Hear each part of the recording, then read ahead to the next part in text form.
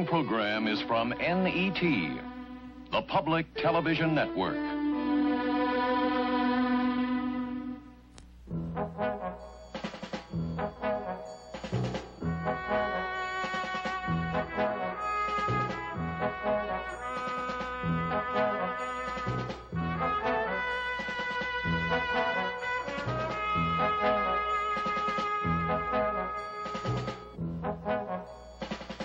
Good evening. In this election year, most Americans have been exposed to the positions of the three major presidential candidates, but there are other candidates for the presidency whose names and ideas may not be as well known, but who nonetheless speak to and for segments of American voters. In this year of profound political division and passion, it's more important than ever that the voices of these candidates be brought to the voting public. Today, NET has invited 6 presidential candidates whose names appear on the ballot of one or more states to give their views on the major issues of the day. Our candidates are, in order, Mr. E. Harold Munn, Sr., the Associate Dean of Hillsdale College in Michigan, the presidential candidate of the 99-year-old Prohibition Party. Mr. Henning A. Blomain, a machine assembler from Cambridge, Massachusetts, the Socialist Labor Party's candidate for the presidency. For the first time in 28 years, the Communist Party is running a candidate for president. Though only on the ballot in 2 states, Mrs. Charlene Mitchell campaigns across the country for her party. The standard bearer for the Socialist Workers' Party is a New York garment cutter and the only presidential candidate who campaigned in Vietnam, Mr. Fred Halstead. And the candidate of the Universal Party is the founder of the Universal Life Church from Modesto, California, the Reverend Kirby James Hendley. Mr. Elbridge Cleaver of the Peace and Freedom Party accepted our invitation but was unable to appear at the last moment. We'll now ask each of our guests for a 2-minute opening statement. First of all, Mr. Blomain of the Socialist Labor Party. The Socialist Labor Party has had a very interesting history in the United States.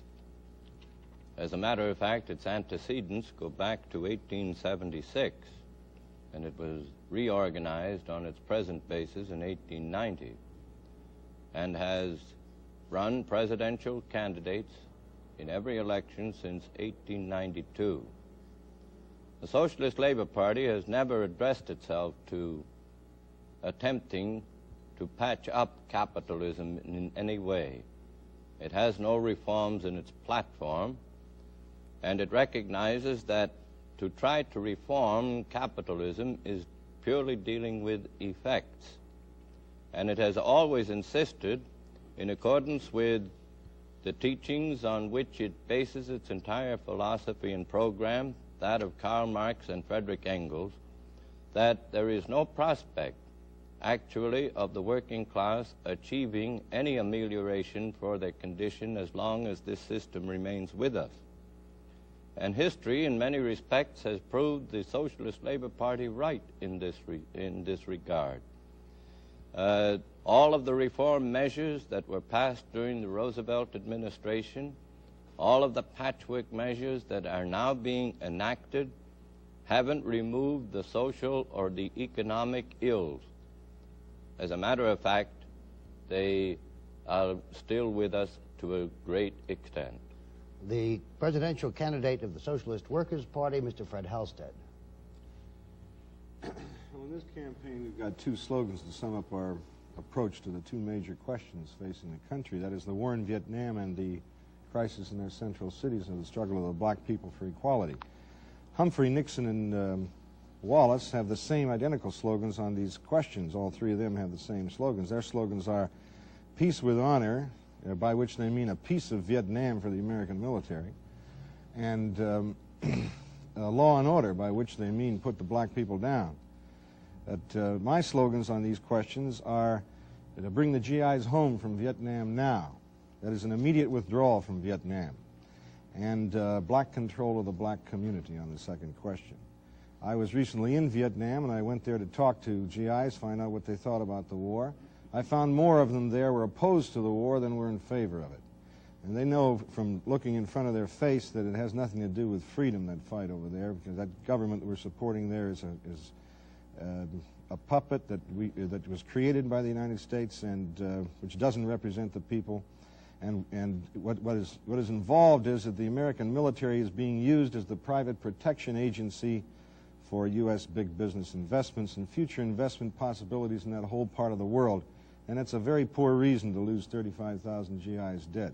I've been campaigning among young people and GIs, and I asked them to vote for me and anybody who is opposed to the war in Vietnam to cast a protest vote for the Socialist Workers' Party. We're on the ballot in 19 states. And that'll be a more effective way, even in pragmatic, practical politics, to end that war than voting for people who are going to carry it on. The candidate of the Universal Party, Mr. Hensley. We're glad to be here and give our views on this program, and we basically have a few things that's different from some of the other candidates, and that one is we want to do away with the Electoral College and replace it with a popular vote for a way of electing a president. Another thing we see, which we will speak later on, is the riots in the street and the uprising among our younger generation of people, which be very confusing today, and I haven't seen any of this political candidates have given me a satisfied answer. So we're coming up with a new one. We believe that we should give reward some of these kids in a place of punishing them all the time. We would get a lot better results from it. We find from within our own home that if we reward our children, we get lots better results than if we're always punishment. Another thing we want to do away with, this here burden of the income tax system that we have, which is so strong, that's burdened us down. We've had 20 of the best years we've ever had is the last 20 years, and if we haven't paid anything on the national debt in 20 years, when are we going to pay it? So we say that we won't never pay it. So let's just do away with the income tax system.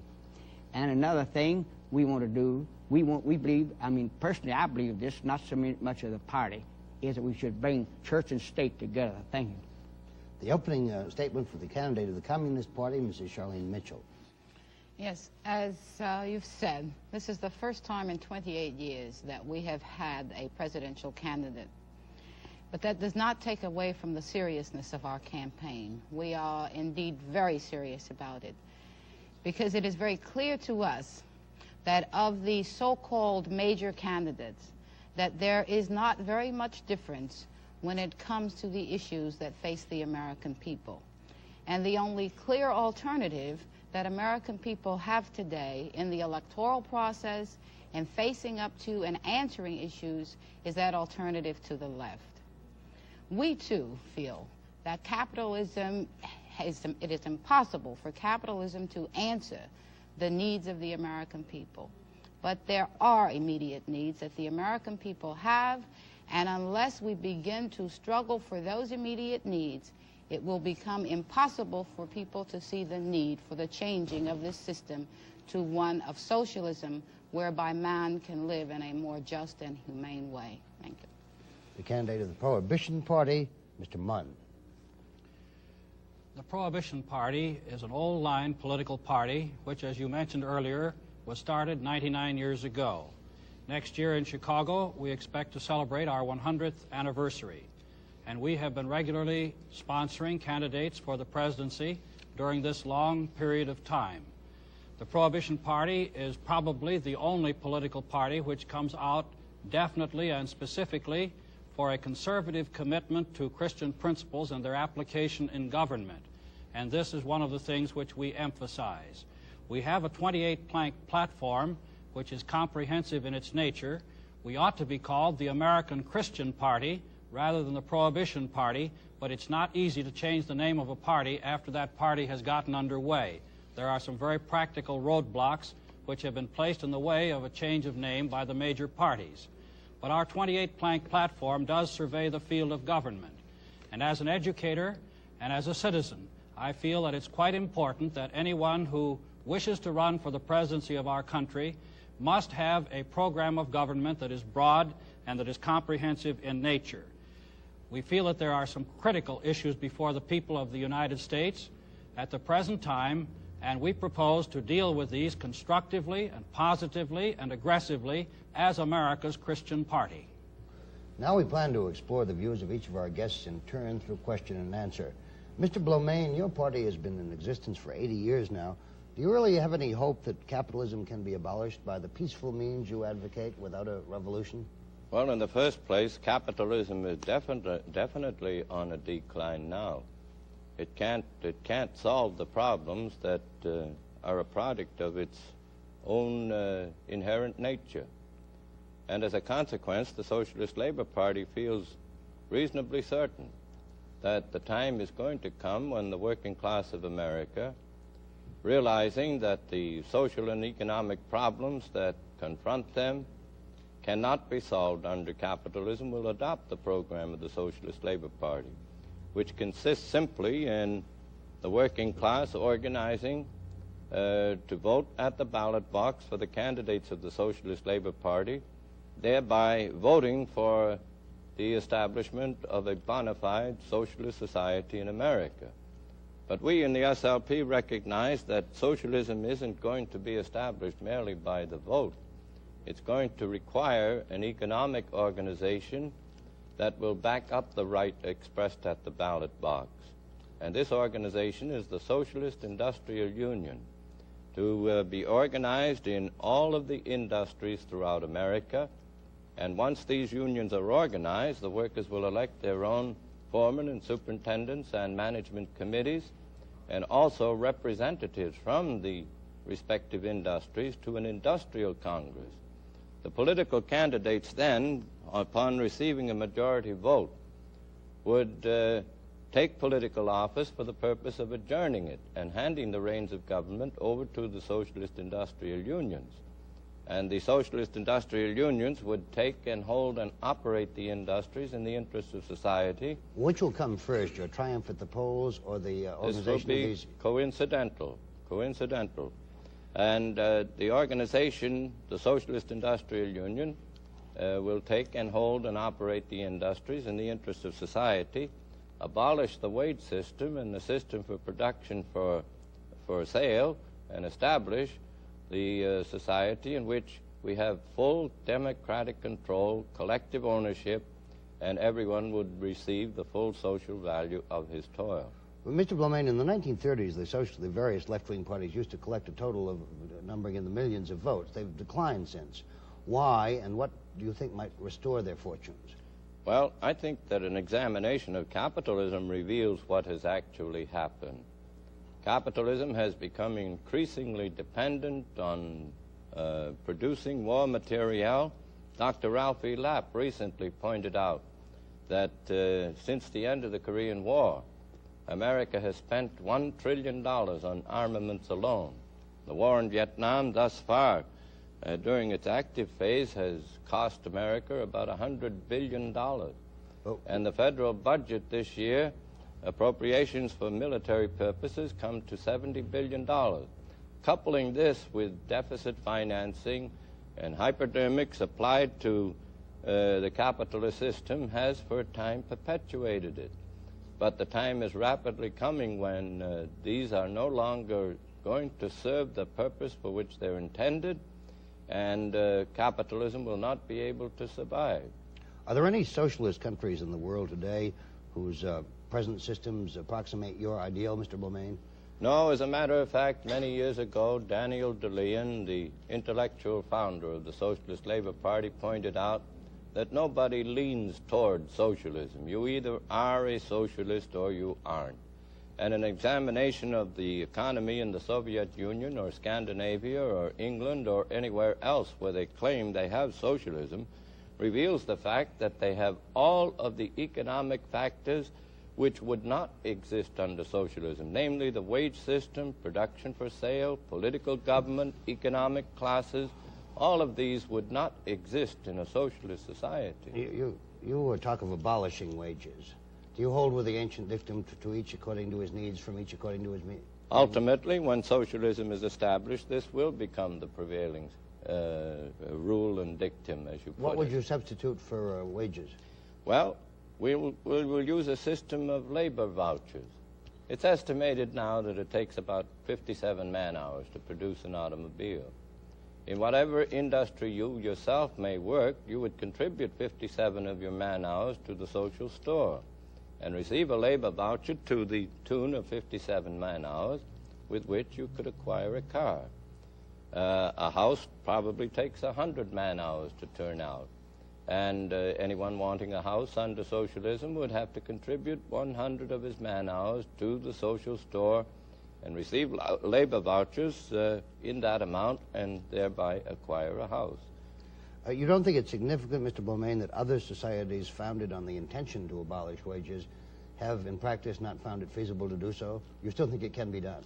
It certainly can. As a matter of fact, capitalism is dependent upon the wage system. Without the wage system, there'd be no profit system, because the total wealth created by our working class, and our working class consists of managerial employees, scientists, inventors, designers, people in the drafting room, right down to the fellows who sweep the floor.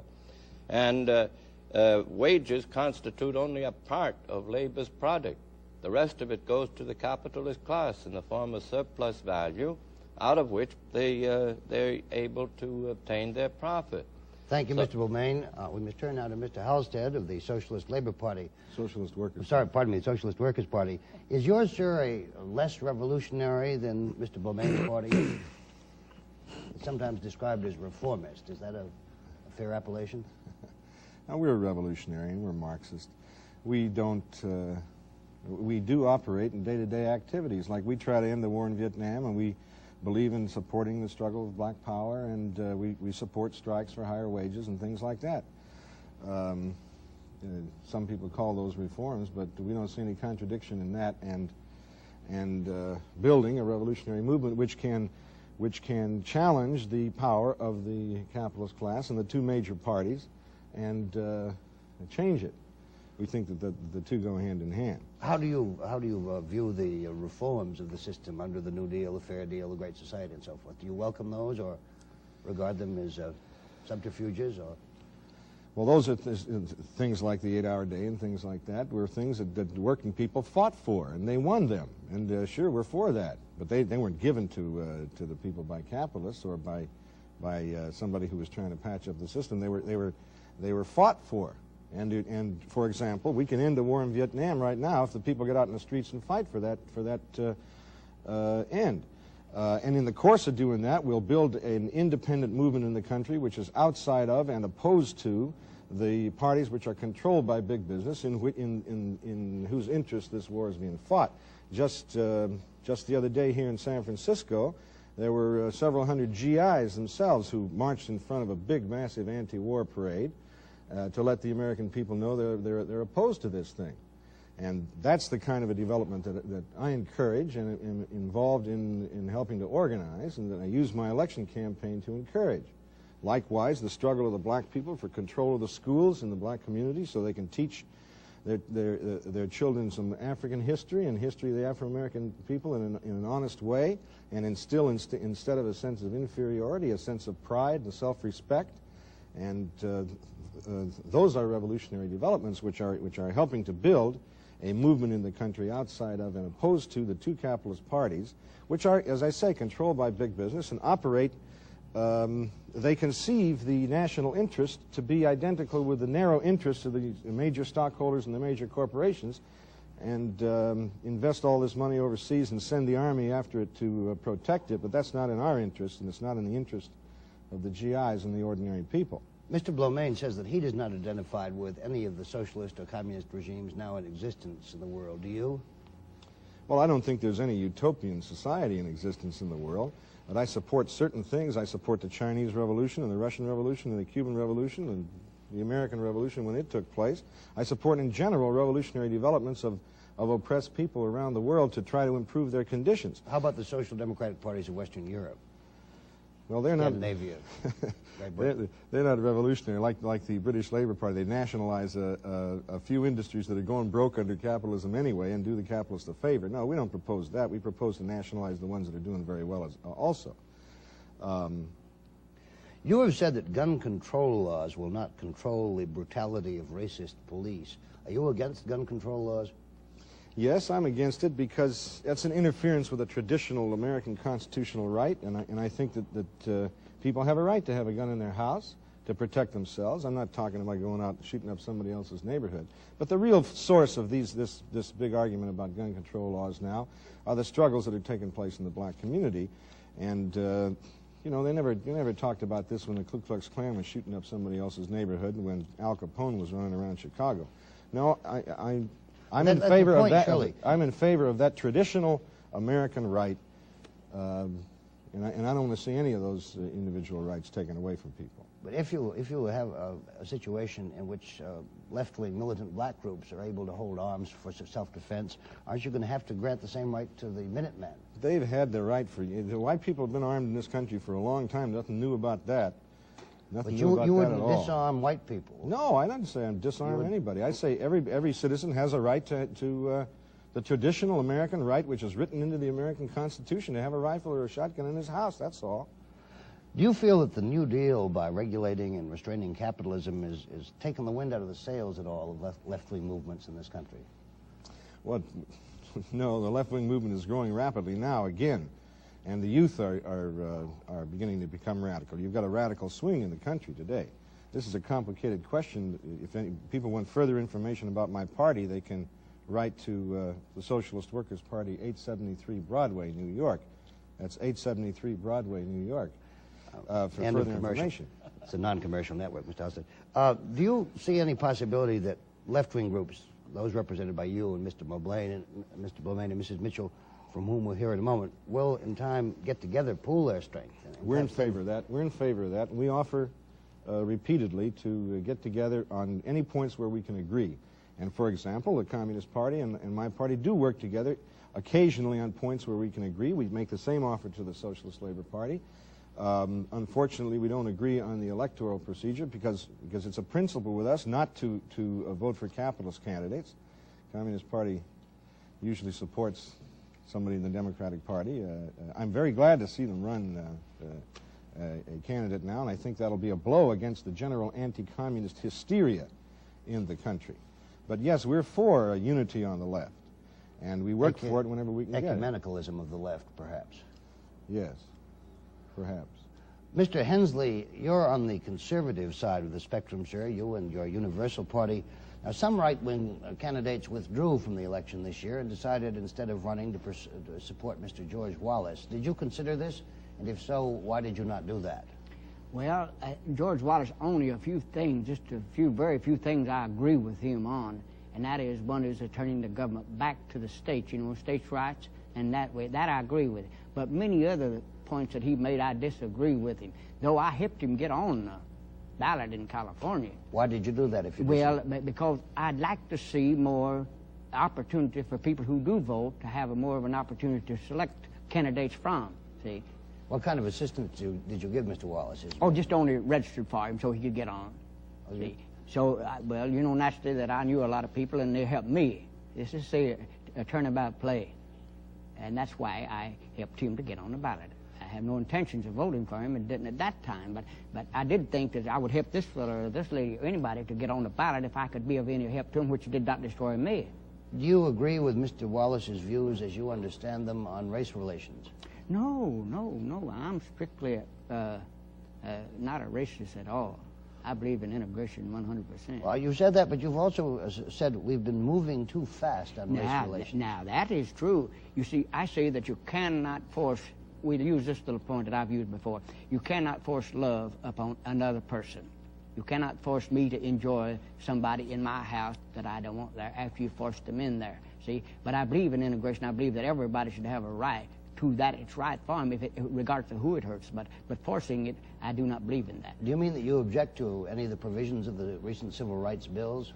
Yes, some of them I would project on. I would disagree heartily. And here's where I might agree with Wallace. I do not think it's right to move children from one side of town to another and just to integrate them. We call busing them from one school to another. How about public accommodations, the right of a citizen to go and get a cup of coffee or a hotel room? Yes, sir. Yes, sir. We believe that every man should have that right because it's a public place. It's for them all. But now many conservatives say if you tell a restaurant owner who he may serve, must serve or not serve, you're interfering with his rights.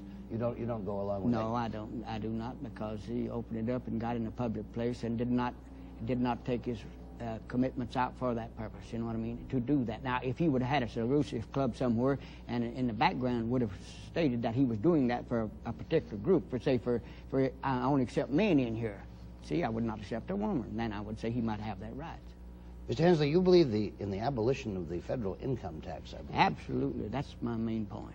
Well, now, would you have the federal government do much less than it now does? Or if not, how would you have it meet its obligations financially without the revenue from income tax? Well, let me say this. The last 20 years, we've had the best financial years we've had, I think, probably in recorded history as far as America's concerned.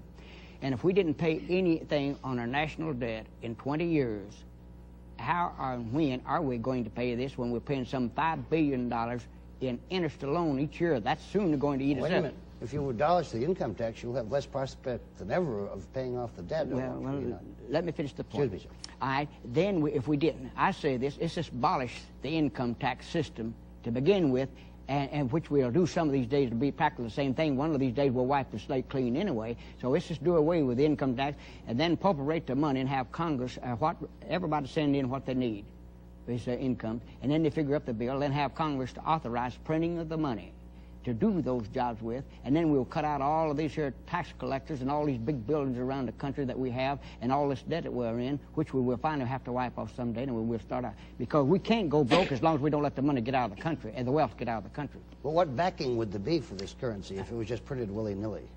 It'd be sort of like a family. As long as the money stayed in the family, there wouldn't be nobody broke. It would just keep going around and around circles. See, it never would. You could not. The country would not go broke as long as you didn't let the wealth get out of the country.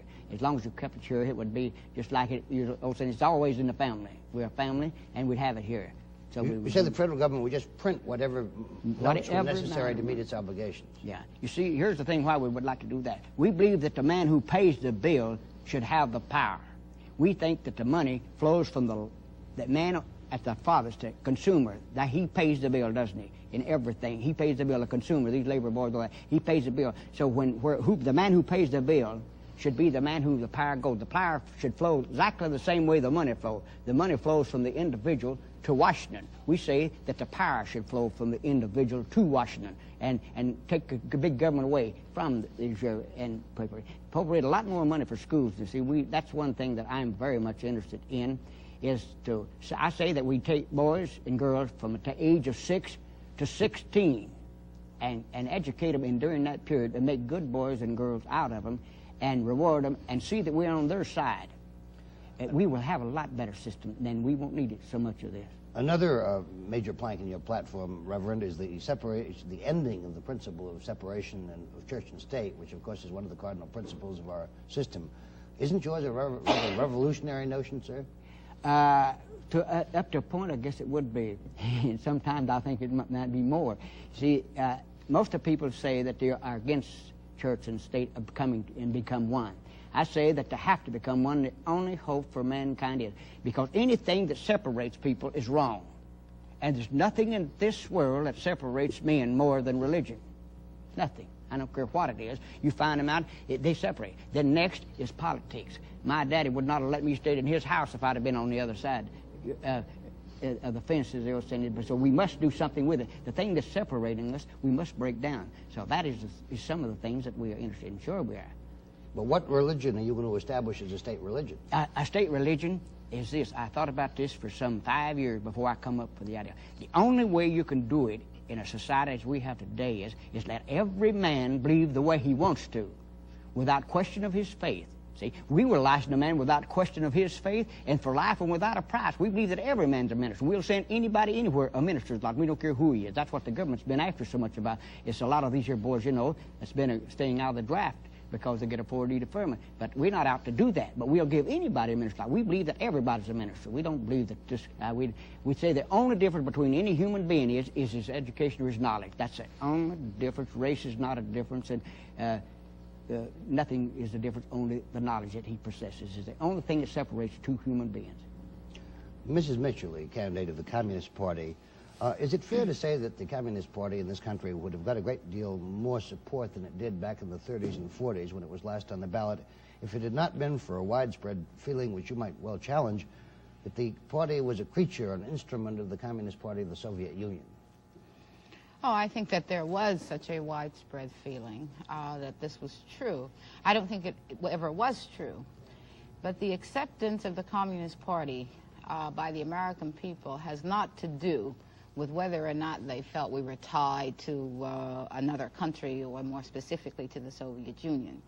It has had to do with the repressive legislation by the United States government on the Communist Party, unlike on any other political party in the history of this country. But the bulk of that legislation came during and after what you might call the McCarthy period, back in the 30s and 40s. It started in 1946. Yeah, but back in the 30s and 40s, when you were on the ballot, quite a few intellectuals drew away, went in, and sometimes came out of the CP on this ground of domination by the Soviet Union. Now, is it not true that the American Communist Party, throughout the 30s and 40s, whenever anything was written or said about Stalinist excesses and terror, denied it, only to live to see Khrushchev himself confirm it at the 20th Party Congress of the Soviet Party? I think you might say that there's a lot of truth in that. But I don't think it's the important thing, because that is not why people did not come into the Communist Party later, because those are the years when the Communist Party was the biggest. That was the time when we had 100,000 members in the Communist Party up until the time of World War II. Our membership began to decrease at the time of the Cold War with the repressive measures.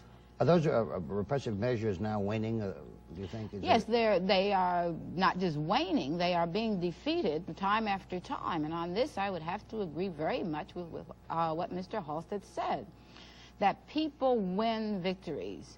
And one of the victories that people have been winning is the victory over McCarthyism. Now, there's a certain aim toward reestablishing what McCarthyism stands for in this country. And I think the Wallace candidacy is part and parcel of all of that. But by all means, what we are going through today is a process of winning certain victories. We lose some also. And I don't think people can stand aloof from the losses that people have been stacking. Do you find, as a communist leader, that you have access to forums and to the news media more than communists would have had 10, 15 years ago? Yes, again, because of the same kind of repressive legislation. It was impossible, for example, up until very lately, for a communist to speak on many university campuses. And what Mr. Cleaver is facing today, and I gather the reason that he is not here, is part of what we went through for years. It was impossible for a communist to speak or teach on any campus in the United States. Well, presumably it was difficult at one time for a known communist to get a job or an apartment. Is that eased up? Is it easier to be a communist in the United States now than it was 15 years ago? Well, that depends on your position of being a communist. It's never easy to be a communist. It's never easy to be a revolutionary. To be a revolutionary means you have to have a certain kind of dedication to a movement, to a principle, which says, first of all, that you want to overturn a capitalist system. Now, that does not take place with some ease or comfort. That takes place because you know that you have to go out there every day and organize, that you have to mobilize people in that process. You have to talk to people when you believe very fundamentally in trade union policies where they develop the rights of working people. But when those trade union policies deny the rights of people, like what is happening with UFT in New York, then you've got all kinds of problems that you have to deal with. Here is a racist strike. So that regardless as to whether or not you could have been a teacher or you were a teacher as an open communist, you have to make a decision now. And that decision is that that is a racist strike, and no communist teacher is about to obey that kind of a strike. See, these are the kinds of revolutionary practices which we have to deal with. So it's never easy to be a communist. And one who would ever think in terms of ease is already, in my opinion, worrying too much about his own comfort rather than being a communist. May we go into the party's relationship, if any, with the international communist movement? Is there anything, for instance, any subject on which you disagree with the current views or policies of the Soviet Communist Party or Soviet government? Well, there have been any number of debates that have been going on in the world communist movement now for many years. And on some, I have disagreements. I don't think to voice my agreements or disagreements to either you or this audience is going to give us enough time for me to even clarify them. So rather than say to you where I have disagreements and without having the time to clarify it, I think would only confuse people. Well, let me put it another way, Mrs. Mitchell. Back in the 1930s and 40s, if an American communist leader disagreed with the current views of the Soviet Communist Party, he was quickly denounced from Moscow and usually apologized and recanted. Could you, as a Communist Party candidate for President of the United States, now disagree with the Soviet party or government on an issue and retain your position? Well, again, let me say this. I am running for President of the United States. I do not keep up daily, I can't, with what happens in the Soviet Union or the rest of the socialist world. Any question that you ask me, I am bound and determined to answer your question where it relates to United States politics and where I stand. Now, whether that is going to be in agreement with what somebody in the Soviet Union might say, I don't know. You must have been I mean, how would I know? May I ask you how you feel about the relationship between the Soviet Union and Czechoslovakia, the presence of the troops from the other socialist countries in Czechoslovakia? Are you for it or against it? My party has taken a position that it was regrettable but necessary. But let me say something here. You see, you talk about this monolith and so on. There's such disagreement within the world communist movement on Czechoslovakia that you could, you know, it's very difficult to even decide where one party is. But precisely, but this is the new thing, surely. Surely, 20 years ago, there would have been no difference. The party would have been set. But let me ask you a question. Is American imperialism less or more satisfied with that? And do you think that's going to make American imperialism want to accept Charlene Mitchell as a major candidate within the United States? Czechoslovakia, what happens in Czechoslovakia is not going to determine that.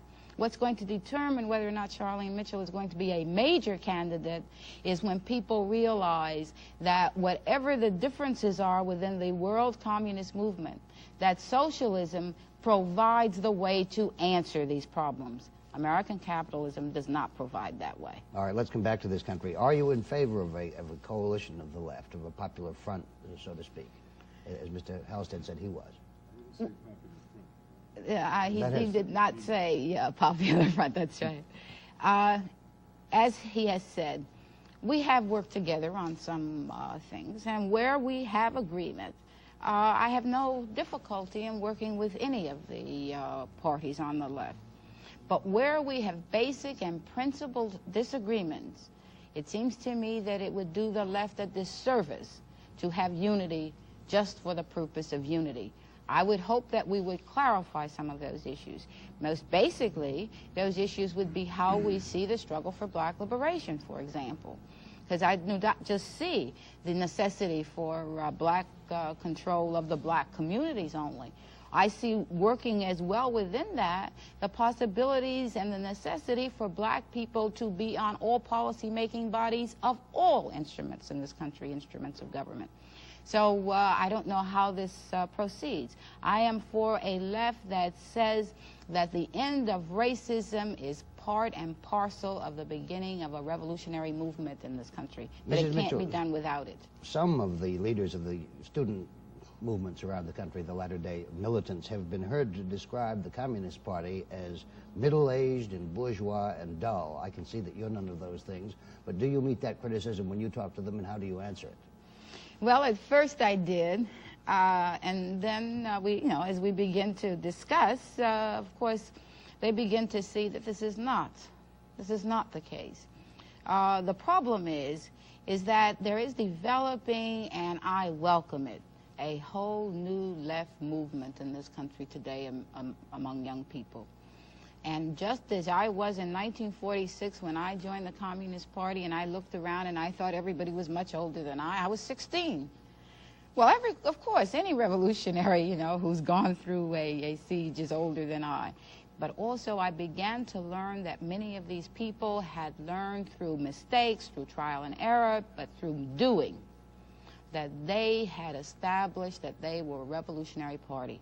And I think that many of the young people today are beginning to establish that kind of fact in their own mind, that regardless as to our age, we are a revolutionary party.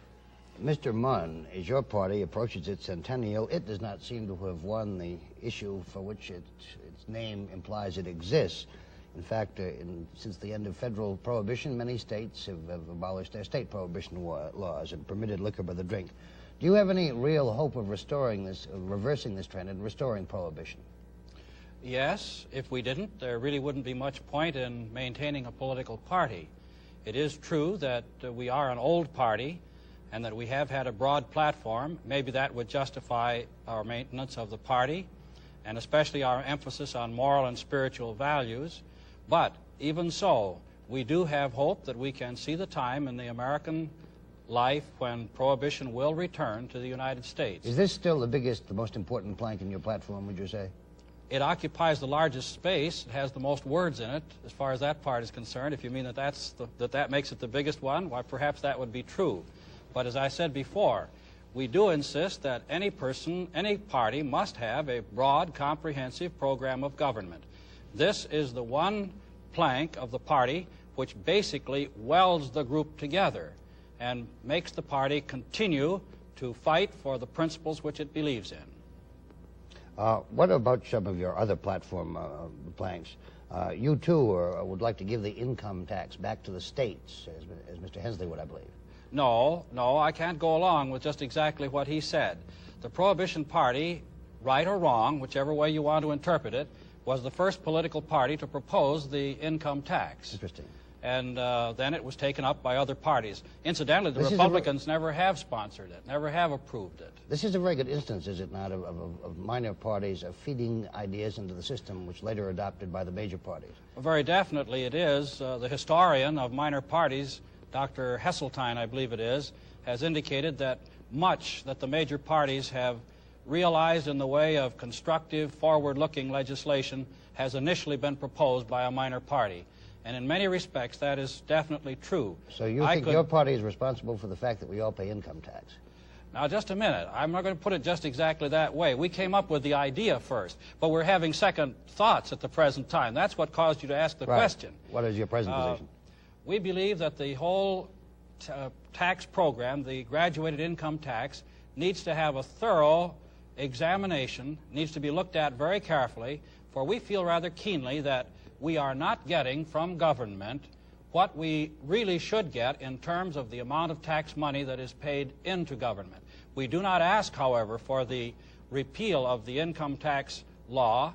We do feel that probably there should be a division of income tax income with the states before the federal government takes it over. And this is a new plank in our platform this year. In that sense, we want a division, not a repudiation of the income tax idea. Well, this, of course, Dr. Heller, with Congressman Laird on the Republican side of the aisle, they want to turn much of the revenue back to the states.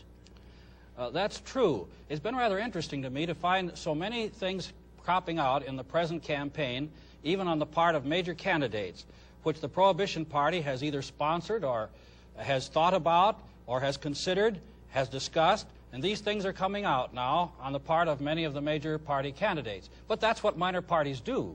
They permit groups to protest. They permit groups to sponsor ideas which the major parties don't dare touch until they have been introduced and the people have become familiar with them. Do you have any preference among the three leading contenders for the presidency, Mr. Mann? Yes, I do, of course, but I'm not going to make a statement with regard to it on this program that way. I don't know, frankly, who's going to win.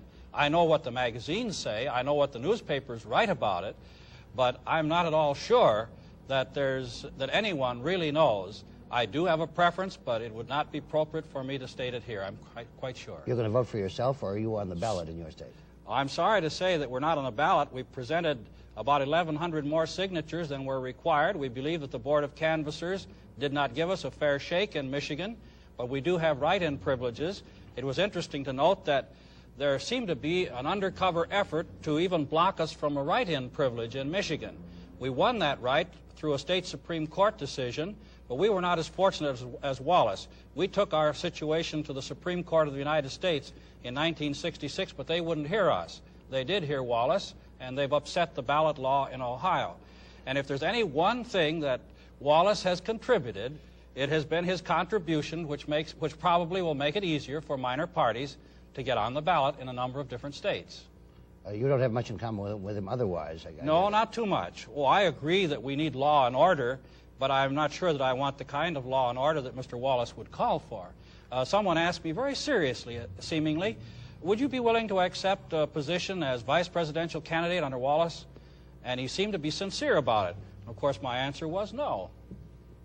Is it fair to describe yours as a conservative party, Mr. Munn? Our party has had a history of conservative ideas and liberal ideas all along the way, and I suppose in between. Economically, our party is basically a conservative group. In terms of social legislation, in terms of some other factors that exist in this country, the party probably would be at least middle or possibly a little bit over on the liberal side. The Prohibition Party has not been traditionally an outstandingly conservative group. At the present time, economically, we probably are taking the most conservative stance that the party has ever taken. You don't feel anything in common with Americans for Constitutional Action, Young Americans for Freedom, Senator Goldwater's Free Society group? Well, now, I would have to answer that by saying this. I can't speak for everyone who is connected with the Prohibition Party movement. Probably there are some who would feel favorably inclined that way. But we are out on our own. We believe that there must be a political party back of any real change that takes place in this country, any real progressive movement. There must be a political party back of it. Otherwise, we'll experience the same things that we've experienced with the major parties at the present time. They may sponsor an idea, then they'll go back on it, as was the case with the 18th Amendment. But we are a government of political parties. Therefore, there must be a party to sponsor whatever movement it is that you desire. And that's why these people are sponsoring their movements. They know that it takes a political party to stand back of this sort of thing. Thank you, Mr. Munn. We will now ask them and you each to make a closing statement, beginning with Mr. Blomain.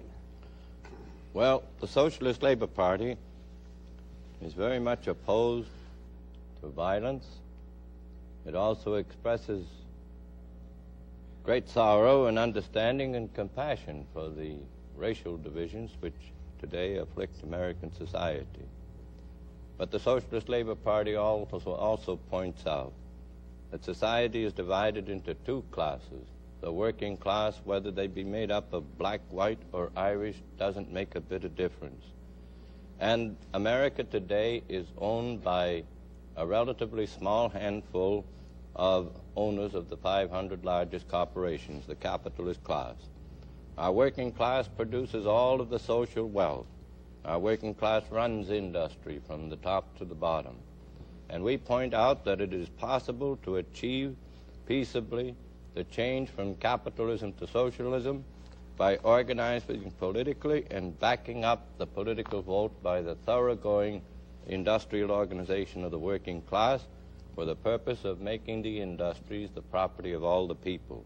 I would like to say here that anyone who would like to receive a free illustrated brochure can address a card to the Socialist Labor Party, Box 200, Brooklyn 2, New York. Socialist Labor Party, Box 200, Brooklyn 2, New York. Thank you. The issues that today are agitating people in this campaign are issues that cannot be solved under capitalism. The war in Vietnam is a product of the predatory capitalist interests in their struggle for markets throughout the world, control of resources, and the building of an economic empire. The racial problem cannot be solved under capitalism because of the competition between workers for wages and housing and so on. Thank you, Mr. Blomain. Mr. Halstead. Yeah. Well, the central problem facing the country is that both the major political parties are run by big business and controlled by them, and they don't even listen to what happens in their own primaries. And the problem is to build within the country an independent political movement which is controlled by the working class and the black people and the common people, and which is outside of and opposed to the Democratic and Republican Party, and Wallace's party too, which is simply the old Dixiecrat wing of the Democratic Party on a little different tactic. And that movement is beginning to come into existence in the form of the anti-war movement, the student struggles, the Black Power movement, and so on.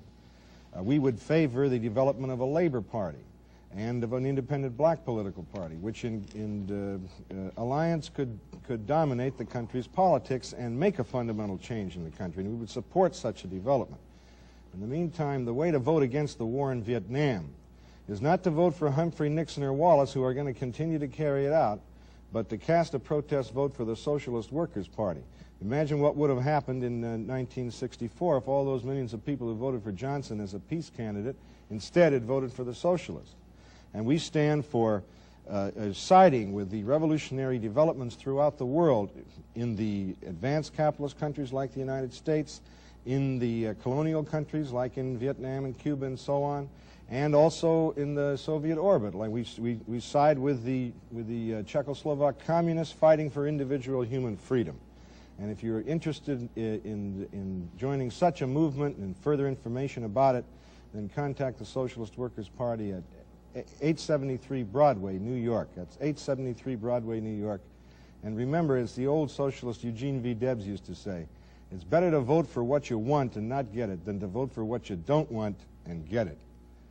Mr. Hensley, may we have your closing statement? Yes, I'm say that I think the Universal Party has a good platform. It has a good working, something that'll help men to unify people. We say that our brotherly love, or we might speak of it, of one to another, is leaving this country because of great big powers dominating.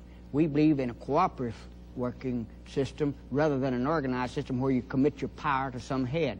We don't believe that. We believe that every man should be an individual and always be an individual. And we're working to that end. And if anyone would like to know more about me, well, same as anyone else, well, you can write to Universal Life Church, it's Modesto, California. But the main basic ideal that I'm after is to bring church and state together, because that is the hopes of all mankind is. And when it becomes together, then we can do away with the church and state both. And when we do away with it, well, we will then set up a new system, because there's no use in trying to set up a new system as long as the old system dominates. We have to fight the old system, and once it get hit out of the way, then we can bring forth something new. And I certainly appreciate being on this program. Thank you, brother. Now the closing statement from Mrs. Charlene Mitchell, the presidential candidate of the Communist Party. Yes. Although our campaign is not one just to pile up votes, we do consider the electoral process to be an extremely important thing. And here in California, aside from the candidates that are here present, I am very sorry that Mr. Cleaver could not come, because I think that in Mr. Cleaver's candidacy is that kind of independent alignment on the left that is beginning to take place. And I do not want to in any way say that my candidacy is going to be in contradiction to his, especially when it comes to the issues about which we are both so very much concerned. That is the ending of racism in this country and the ending of the war in Vietnam. Now, I want to say further, the Communist Party is a revolutionary party, and we believe that it is impossible, so long as man is exploited in the position of being exploited by another man, that it is really impossible to have a humane system in which to live. However, we feel that it is absolutely impossible to create a revolutionary movement in this country, a revolutionary movement that will overturn the capitalist system. Once that capitalist system has been overturned, the possibilities then for absolute ending of racism, of the ending of the possibility even for war, and once you are able to eliminate those two evils, then I think that we will have the possibility of the freest and most democratic form of government. But I also would like to point out that when people talk about income tax, when people talk about all of these questions, I am for the ending of an income tax on people who earn less than $10,000 a year. I am for an increase on the income tax of all of the millionaires in this country. I think this country has to be turned over to its people and not to the minority. May I mention again that we too regret the absence of Mr. Cleaver of the Peace and Freedom Party, who accepted our invitation, but on the day of the broadcast was unable to appear. Finally, the closing statement of the Prohibition Party candidate, Mr. Munn. On behalf of this group gathered here this afternoon, I would like to thank you people for inviting us here. It's been a real privilege to be here, and we ought to recognize what you are permitting us to do in stating our positions on various campaign issues. Now, the Prohibition Party, as many people know, some do not, is positively committed to constitutional government, to the free enterprise system, to a balanced federal budget, and to sensible economy in governmental expenditures. It's opposed strongly to totalitarianism, to socialism, and to a welfare state. And that puts me in a little different category from some of the other people who have been speaking here this afternoon. It believes in separation of church and state, contrary to Mr. Hensley's position. It does call for moral responsibility in government and for a new evaluation of our foreign policy. We feel that that is quite important. It's opposed to federal aid to education. Again, we differ. It's opposed to racial segregation. It's also opposed to artificial integration, taking a position of opposition in both of their areas. We believe that there should be a program of human rights that's really based on the element of Christian responsibility. It demands, too, a return of ballot privileges to minor parties. And I think that all of us can agree probably on that one thing, if on nothing else. The major parties have erected ballot law barriers which make it most difficult for minor parties to function and to perform the function which they ought to do. Now, in this country, there needs to be developed a real spirit, concern for truth, a new sense of responsibility on the part of our people, a resurgence of moral courage, and a dedication to that which is right. And that should help us all along the way. Our post office address is Box 2255, Kalamazoo, Michigan. Mrs. Mitchell, you didn't give Yes. yours. Our office number is 23 West 26th Street, New York, 10. Thank you. These have been the views of 5 candidates for the office of President of the United States. Over 2 centuries of American political evolution, many important ideas, as we noted earlier, have appeared first in the platform of minor parties. The Socialist Party attracted hundreds of thousands of votes in the 30s and then saw many of its platform pledges carried out by a major party president. Furthermore, George Wallace, by getting on the ballot in 50 states this year, has proved that this country is not necessarily wedded permanently and exclusively to a quadrennial choice between the Democrats and the Republicans. And so we presented today 5 minority candidates whose names will appear on the ballot in a number of states. They also run. And if you see some of the names of them on your ballot, it's perhaps important that you know who they are and where they stand. Good evening.